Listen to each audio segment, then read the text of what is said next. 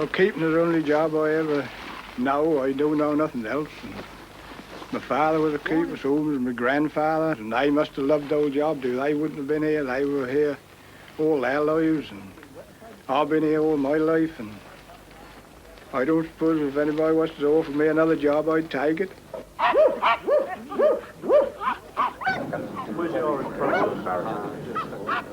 Yeah, well, you'll have looking back through the years, I mean, well, I've been keeping here, what, 40, nearly 50 years, I suppose, over 40 years. And I only had 3 good seasons in my life.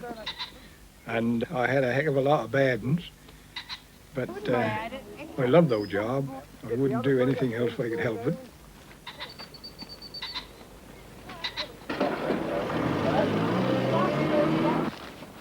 I should come back down later in a minute. Hello.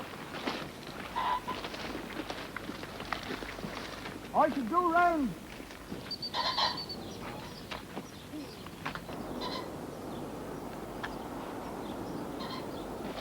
You're back through that gateway.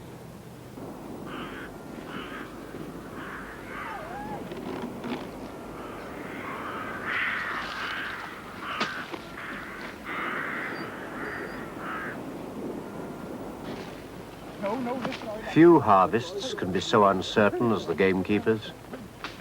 His livelihood is as vulnerable as his pheasant chicks in the spring, and success depends on rearing that delicate brood to fly fast and strong over the guns, just for a few moments, at the back end of the year. The guns have got to come in one way and the beaters in another, and all the wood have got to be blocked, like, so they can't run out up the ditches, and they've got to go over the guns. And after that, because you're all right, once you get them hemmed in, they've got to come out. No, you're going all right.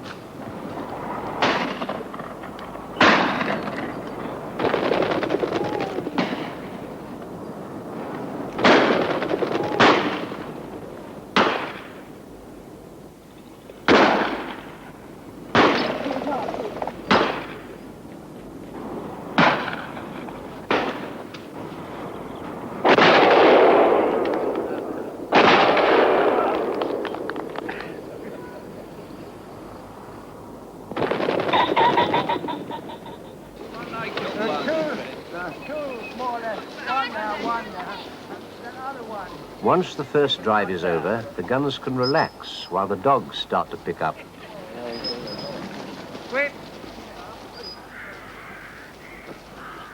There's nothing a keeper likes more than a good start to a shoot, for a large bag is proof that he's done his work well. It's easy for a gun on a crisp autumn morning to forget just how much effort has gone into getting those birds into the air. But from May onwards, all Percy's skill has been directed towards this moment. Get over. Go on. Wait, yeah. Hello, get over. Wait. Around the other side. The Muttets and the Blythes have been together for almost a century. Percy Muttet, like his father before him, has all his life been keeper of the Blyth family estates at Blythburgh, near Southwold in Suffolk. Today, Muttet is Sir Charles Blyth's head keeper, and as he nears retirement, Percy has known service with 3 generations. The pace of change has been gentle, and though Percy is in no sense an old man, his memory is longer than his years.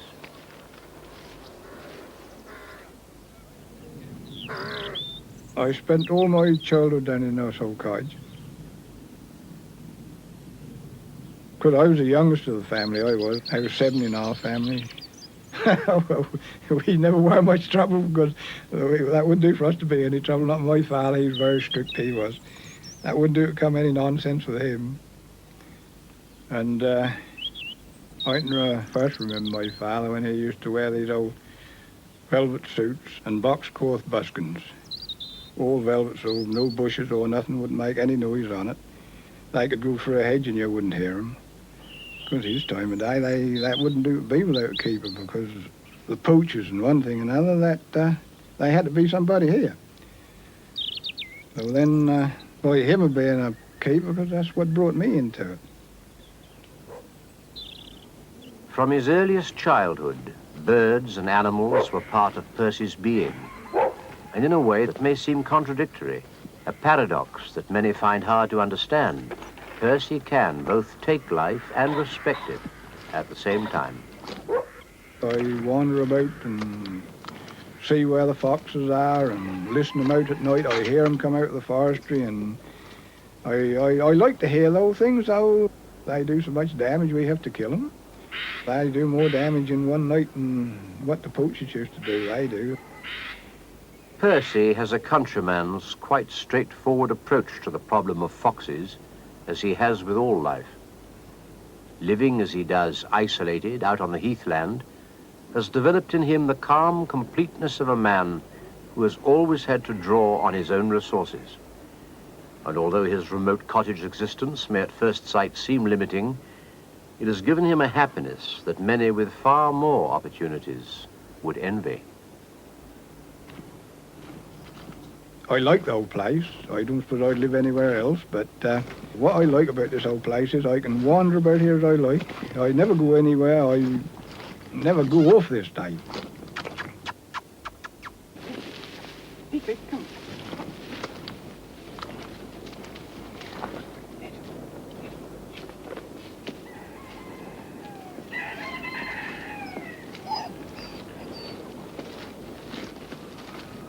Although all jobs have their restrictions, the value of a keeper's life to Percy is the freedom it brings.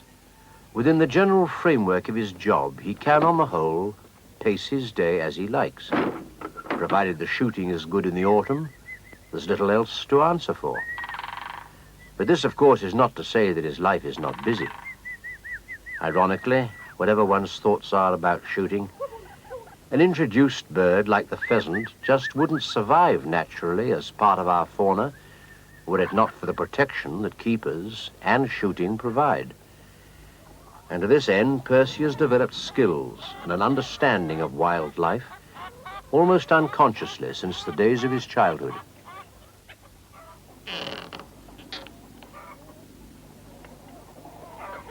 You can make as good a friend with a ferret as you can anything. We sort of breed them and tame them, get them so you can do anything with them. Have proper fun with them. In fact, they're good old pets. Pets they may be, but really a keeper can't have much room for an animal that hasn't a function. The ferret, like a dog, is essential to his job. For in addition to his pheasants, Percy has also the general duty of vermin control. And nothing's better than a ferret for reducing the rabbits which can ravage crops of young corn.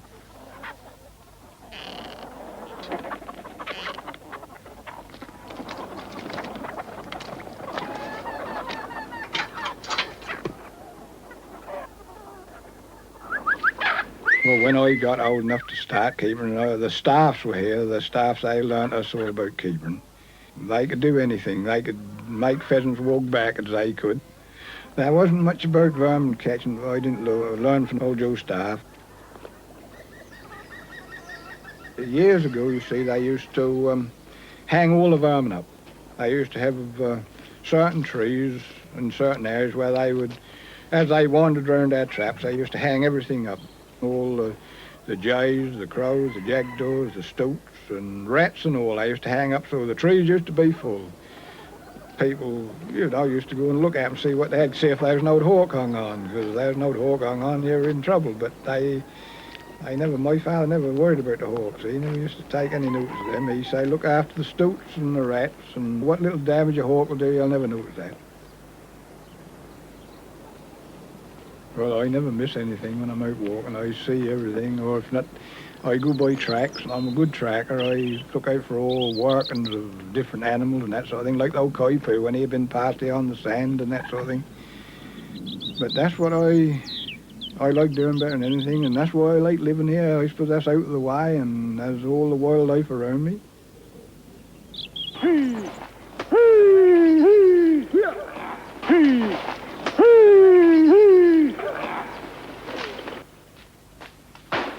The tactics of a shoot are directed by the keeper, not his master. He best knows the terrain and its potential, and he marshals his beaters like a general to push his birds steadily up to the guns, who wait in anticipation of the action to come. When they begin to flush, of course, they put one another up. Once no pheasant begin to fly, and there's a lot of flying, they'll get up better than they will when there's only a few. When there's only a few, they squat down and they don't go out unless you poke them. That's right. No brush your steady. Huddle.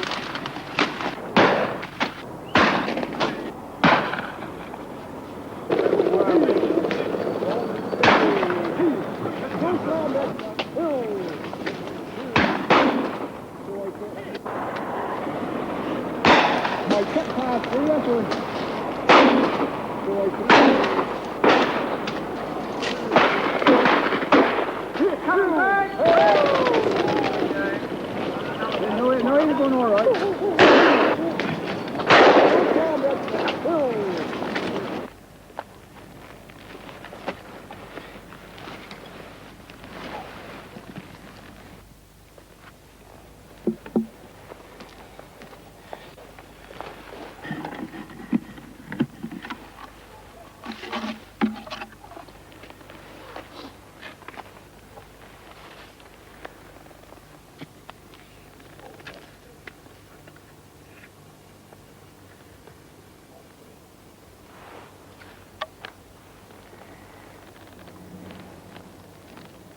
You ain't going down anymore. Sit down, Tony. Sit down. Sit down. Sit down.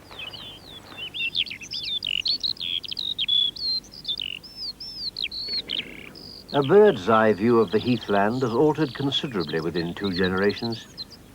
Today the warrens are thick with gorse and with bracken, but once they were highly productive and cropped bare when the sheep and the rabbits ruled.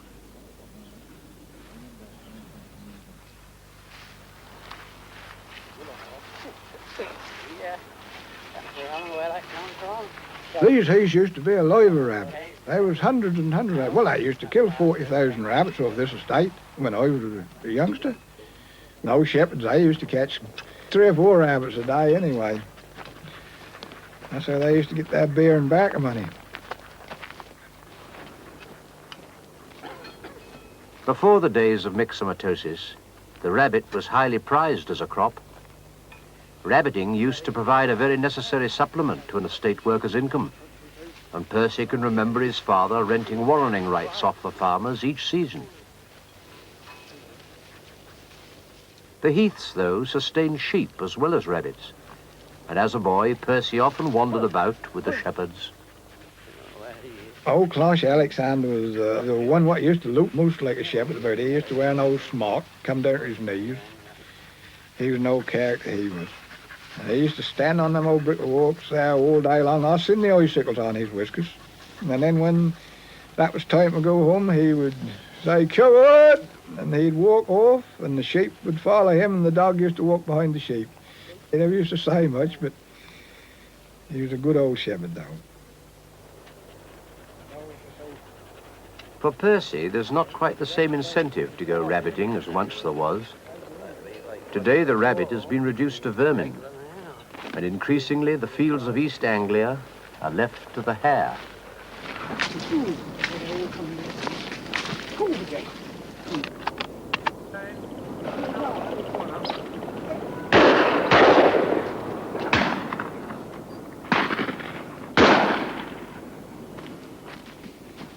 A dog is part of a gamekeeper's life.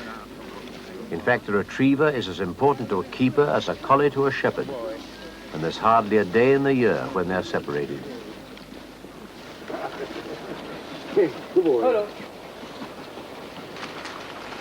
No, he never did have really a bad dog. I don't know what to look for, really. I suppose a lot of it, if you're always with a dog and that get used to your ways and one thing or another, that know what you want, and they'll do a lot better for you. They're like the man with a gun. If they don't get a lot of practice, they get wild and they can't do the job so well. The first old dog I ever had, he was the best dog I ever had in my life. He'd work himself to death. He wouldn't take the notice of a pheasant if he didn't. Well, he would know they weren't hit, but if there was a pheasant flying, he would listen and he'd hear that drop and he'd go and get it a half mile off.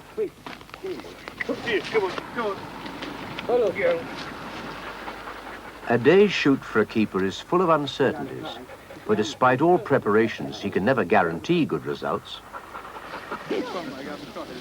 Right to the last step of a drive, he must worry. Are they there? Will they fly? Only when the last drive of the morning is complete does he know if he can relax over lunch.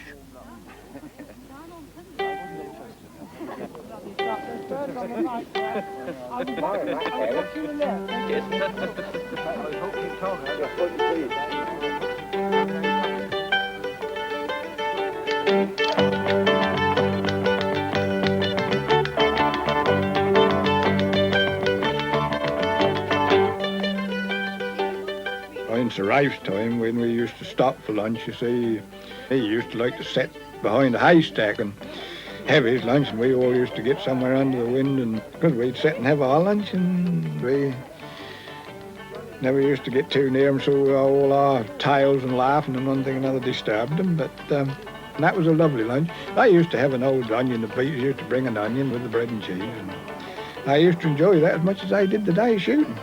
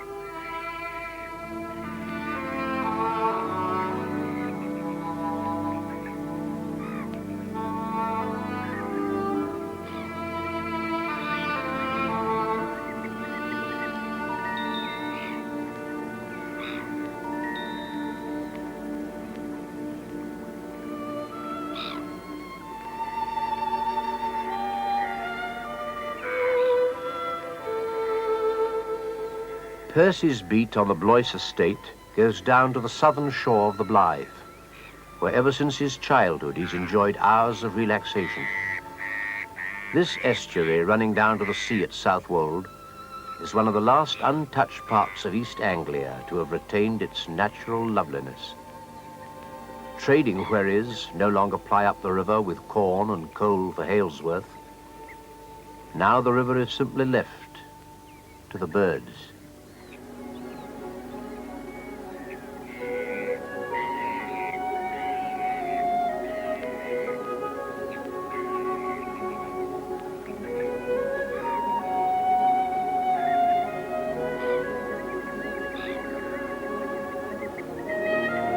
The Blyth has changed a lot since the days when Percy first came down here as a child, either to bab for eels or to watch the punt gunners out on the flats.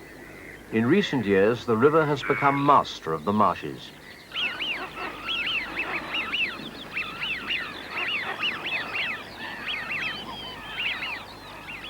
Today's salt marsh and mud were once well-drained water meadows, where Percy and Sir Ralph used to bag at least 10 brace of snipe in a morning.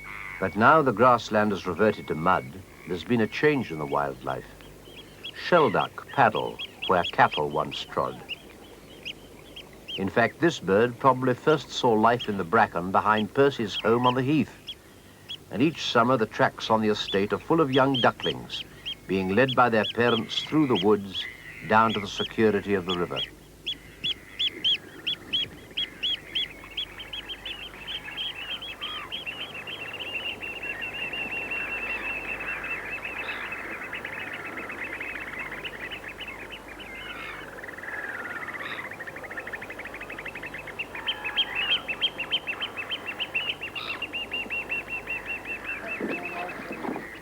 I've got happy old memories of River Blyth. I've known it all my life. I spent all my childhood down there on Saturdays and dinner times from school. We used to go down and have a paddle, and sometimes a bathe if there weren't too many people, but we used to plump in there naked. And then if that was high tide, we used to bab for the old eels and crabs.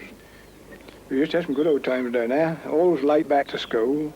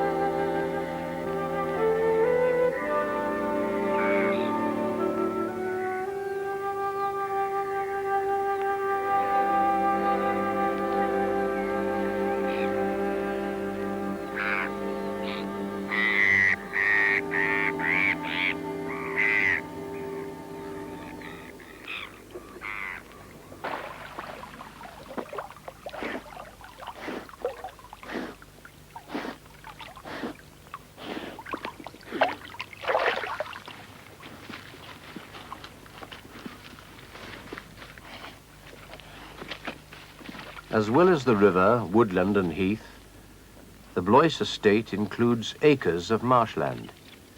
And in much the same way as the Blyth mudbanks, the Westwood marshes are of quite recent creation. In fact, Percy has seen this area change completely since the days when he used to wander down here instead of attending school. When people see these old marshes today, they don't know what they were like when I was a boy or when in my young days. I mean, they were all green and like meadows, and now they all grew up a reed. The reed didn't come till the marshes were flooded this last war, you see. There was cattle on almost every marsh, you see.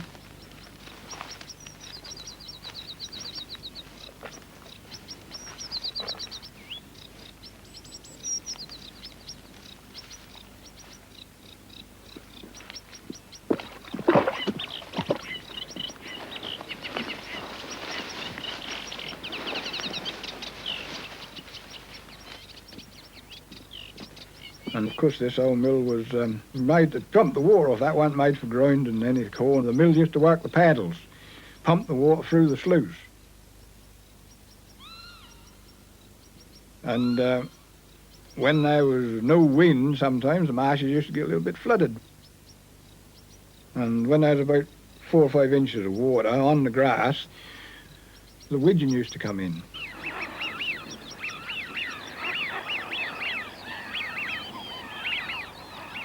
There used to be hundreds of widgeon come in there, and you couldn't hear yourself speak when they were flying round.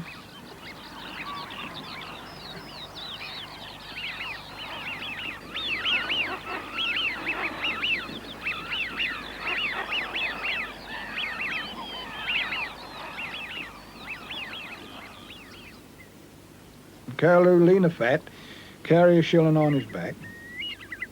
When we heard him coming, we used to give one long whistle.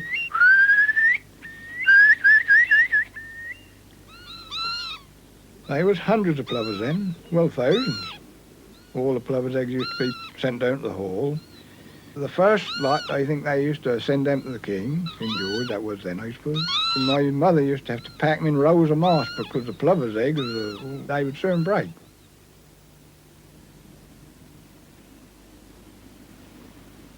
It's not often that a man can look back and see a place growing wilder. But for Percy, the Westwood marshes are now far more of a wilderness than ever they used to be. The ditches stand choked.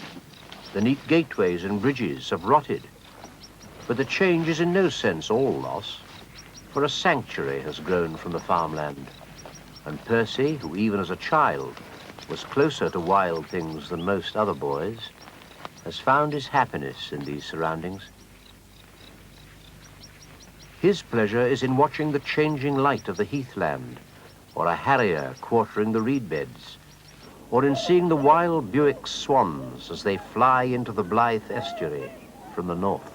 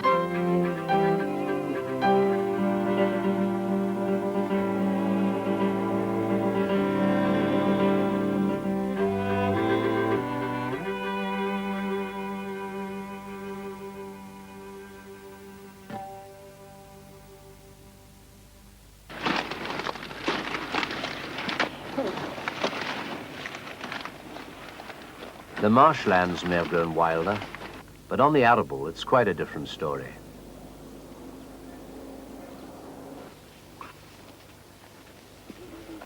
The partridge season starts in September, when the stubbles are fresh on the fields. Lines of beaters slowly walk the birds up for the concealed guns.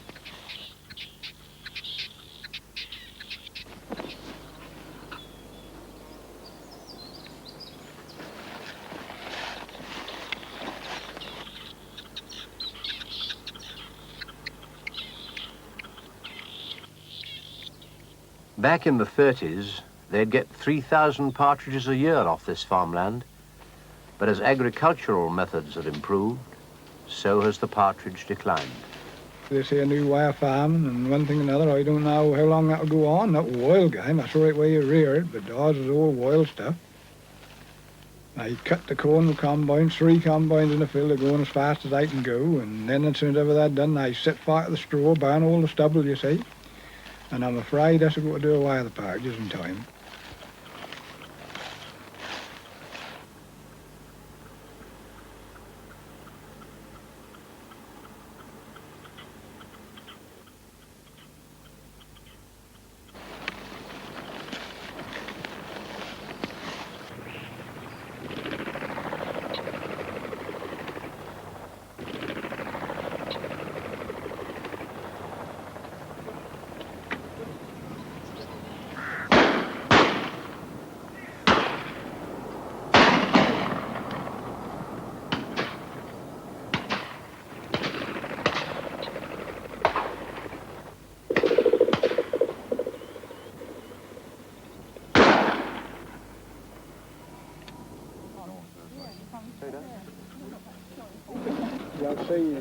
We had one old gentleman, he was a dear old gentleman. He used to always say he'd got 5 or 6 partridges down, and we knew very well he hadn't got one down. So when we got out at the end of the drive, I used to go with Mr. Monk. He used to say, I've got one down over there and another one over there, and I used to take my old dog and I'd go where he said, and I'd put the old dog down and throw one of these tired partridges down, and the old dog would get it. I said, I got this one, sir. He said, that's good, there's another one over there. And that's how we used to manage the poor old gentleman. Kindness and understanding don't necessarily go with position, and a keeper at times has to draw upon subtler qualities. Percy is that sort of consideration that comes from within, a gentle self-assurance with people, a touch which almost instinctively can read situations, and all in a man who had only the most elementary education.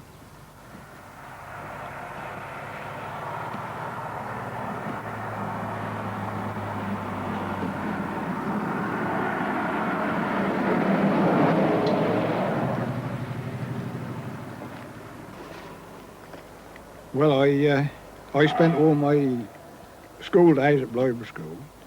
That should have took me 20 minutes to get to school. That used to take me nearly an hour. I used to stop and look at my mole traps, because I had 6 tame owls to me. I had them in lockers, and I used to shoot little rabbits and that going back and forth to school to keep them. And I never used to think anything about getting to school, but I knew if I went I shouldn't learn anything. I couldn't bear being shut up.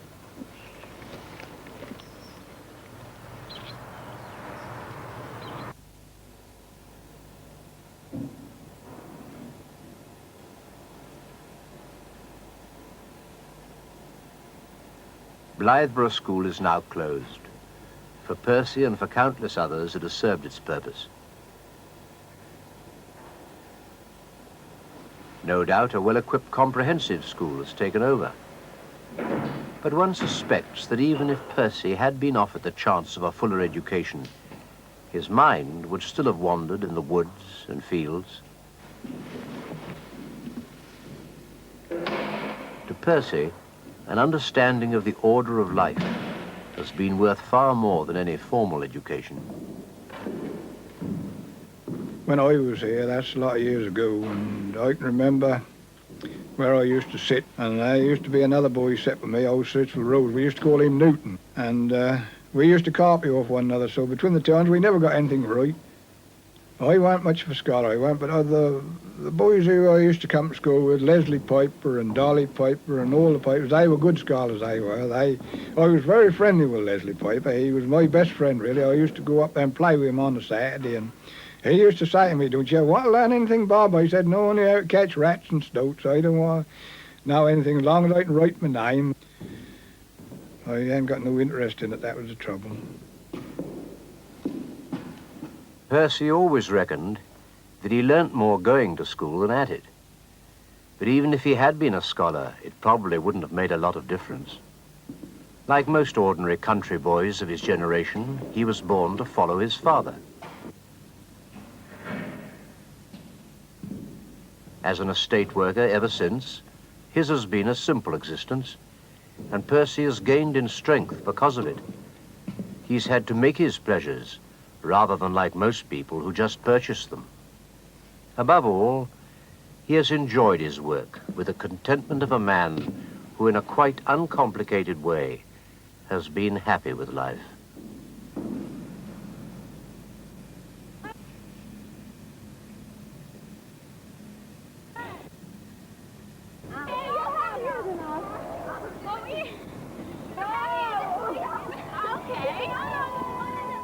Farming and all that thing that altered what that was when I was a young chap. I had a lot of worry in my time. We get bad seasons and that worry, and this here, now these combines and all this latest machinery, they worry you, but still, we still keep jogging along. But I ain't happy only when I'm messing about here. This is where I like to be, messing about in these old fields and woods.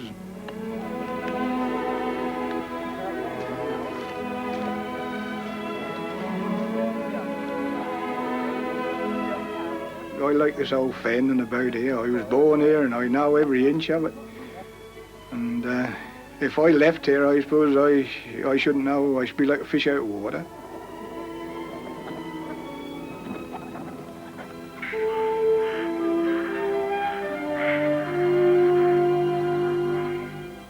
reckon if ever I moved away from here, I shouldn't live long.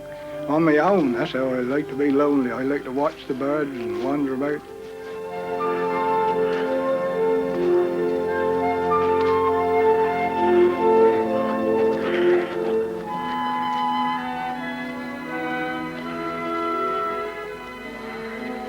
I reckon if I had to change and get out here and get onto one of these new estates, I should soon be dead. I don't think I'd last long then.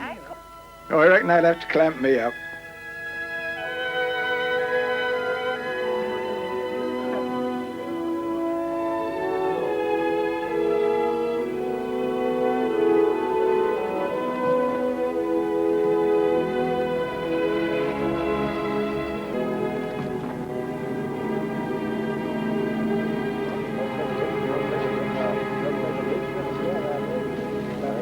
Come and sit down, look. Jason, come and sit.